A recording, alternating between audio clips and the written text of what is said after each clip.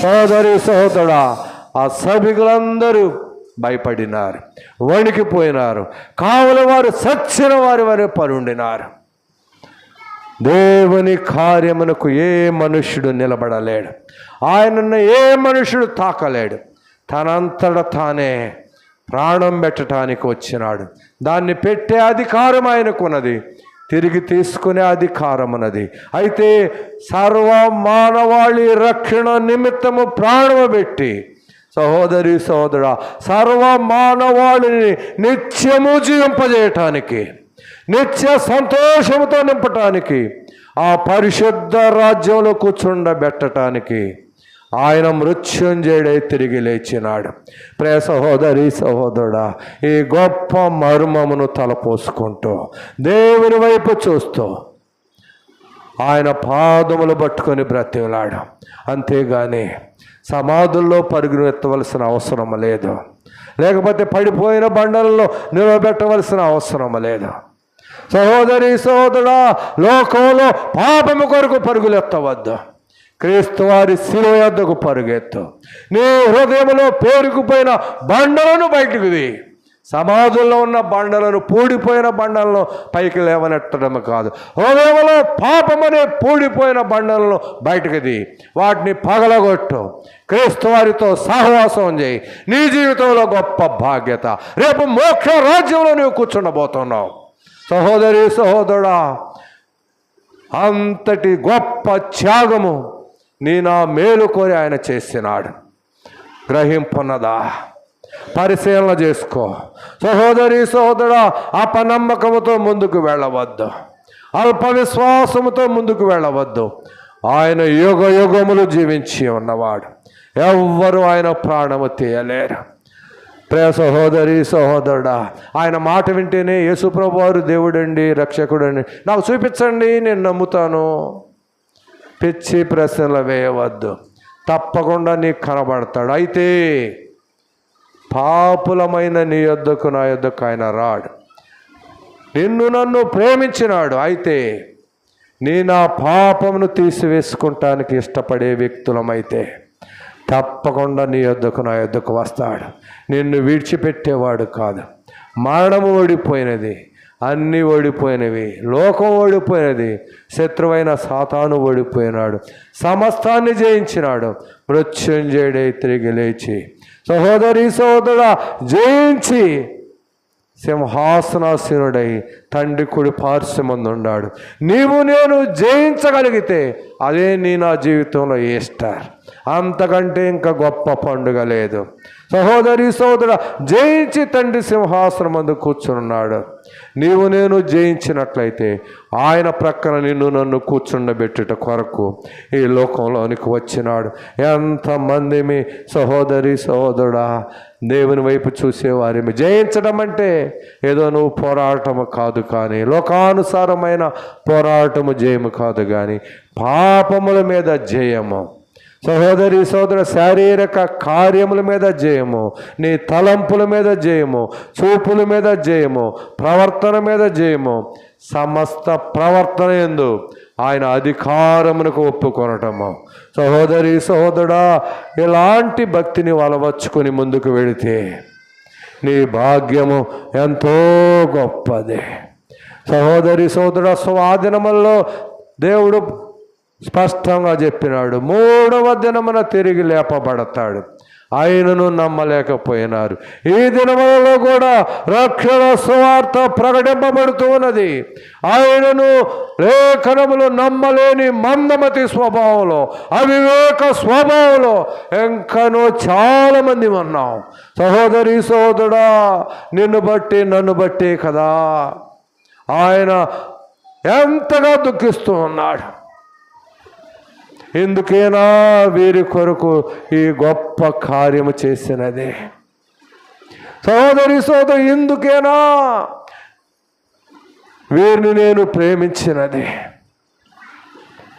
సహోదరి సోదరుడా, పరిశీలన చేసుకుంటూ ముందుకు వెళ్ళు. ఎక్కడ పాపము ఏలనీయబడకూడదు. చూడండి, రోమాపత్రిక 6వ అధ్యాయము, రోమాపత్రిక 6వ అధ్యాయము 12వ వచనం చదవండి. రోమపత్రిక 6వ అధ్యాయం 12వ వచనము. కాబట్టి శరీర దురాశలకు లోబడినట్లుగా చావుకు లోనైన మీ శరీరమందు పాపమును ఎలనీకుడి. సచ్చినాం, బ్రతికించుట కొరకు ఈ లోకంలోనికి వచ్చినాడు. కాబట్టి శరీర దురాశలకు లోబడినట్లుగా చావుకు లోనైన మీ శరీరమందు పాపము ఎలనీకుడి, మరియు మీ అవయవములను దుర్నీతి సాధనములుగా పాపమునకు అప్పగింపకుడి. సహోదరి సహోదరుడు, అయితే మృతుల్లో నుండి సజీవులమనుకుని మిమ్మును మీరే దేవునికి అప్పగించుకొనుడి. మీ అవయవములను నీతి సాధనములుగా దేవునికి అప్పగించుకొనండి. పాపము ఏలనీయవద్దు. దుర్నీతి సాధనములుగా మన అవయవంలో అప్పగించుకోకూడదు. నీతికి సాధనములుగా అప్పగించుకొని యేసుక్రీస్తు వారితో నీవు సహవాసం చేసినట్లయితే, అనగా ప్రాచీన స్వభావము క్రీస్తుతో కూడా సిలువ వేయబడాలి. ప్రాచీన స్వభావము యేసుక్రీస్తు వారితో సిలువ వేయబడాలి. పాత స్వభావాన్ని పాతి పెట్టాలి. యేసుక్రీస్తు వారితో లేపబడాలి. యేసుక్రీస్తు వారితో లేపబడి పైనున్న వాటిని వెదకగలగాలి. అది క్రైస్తవ భక్తి.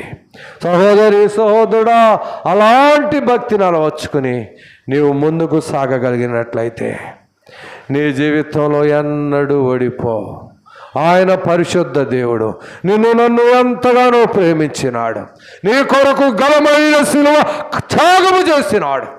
నీ జీవితంలో నీవు తమాషాగా భక్తి కట్టుకునవద్దు. ఇంకా సమాధుల్లో వెతకవద్దు. ఇంకను దుర్నీతి సాధనములుగా నీ యొక్క అవయవాలు చేసుకునవద్దు. ఇంకను లేఖనములు నమ్మలేని మందమతి స్వభావంలో ఉండవద్దు. ఆయన నిన్ను నన్ను ప్రేమించినాడు. మరణమును ఓడించినాడు. మృత్యుంజయుడే తిరిగి లేచినాడు. సదాకాలమునకు ఆయనే రాజు. యుగ యుగములు సజీవుడుగా ఉండువాడు. సహోదరి సహోదరుడా, ఎంతమంది మీ దేవుని వైపు చూసేవారేమిగా ఉన్నాం. చనిపోయి తిరిగి లేచినాడు. చచ్చిపోయిన నిన్ను నన్ను బ్రతికి లాజరు చనిపోయినాడు. ఆ స్థలమునకు వెళ్ళినాడు. వెళ్ళి సమాధి వద్ద నిలబడి ఆ రాయిని తీసివేయండి అంటుంటే వాళ్ళ సహోదరి అంటుంది, అయ్యా కూడా వాడు చనిపోయి 4 దినములైంది, కంపు కొడుతూ ఉంటాడు. నీవు ఎంత కంపు కొట్టే వ్యక్తివైనా సరే, నీ పాపం ఎంత ఘోరమైనా సరే, సహోదరి సహోదరుడా, నీవు ఆయన యొద్దకు రాగలిగితే పాప క్షమాపణ ఉన్నది. పాపమునకు ప్రాయశ్చిత్తం ఉన్నది. పాపమునకు విడుదల, విమోచనం ఉన్నది. గొప్ప రక్షణ బాధ్యత ఉన్నది. అయితే ఎంతమంది మీ దాని కొరకు ప్రయాసపడేవారిమిగా ఉన్నాం. ఎంతమంది మీ ఇంకనూ సమాధుల్లో వెతికేవారిమిగా ఉన్నాం. ఒంటరిగా కూర్చో, మోకాళ్ళును ప్రార్థన చేయి, ప్రభువా నేను ఇలాంటి వ్యక్తిని. సహోదరి సోదరు, అలాంటి ప్రార్థన అలవర్చుకోని జీవితంలో నీ హృదయంలో పేరుకుపోయిన బండలను బయటికి తీ. సమాధుల్లో పేరుకుపోయిన పూడిపోయిన బండలు తీయటం కాదు. ఏదో సమాధులకు సున్నం కొట్టము కాదు. సహోదరి సోదరు, అంతరంగ హృదయమును క్రీస్తు వారి రక్తము ప్రవహించునంతగా నిన్ను నీవు సిద్ధపరచుకో. అంతేగాని ఏదో పైకి వేషధారణతో కూడిన భక్తిని అలవర్చుకుంటే ఒక దినాన నష్టపోయేది మనమే.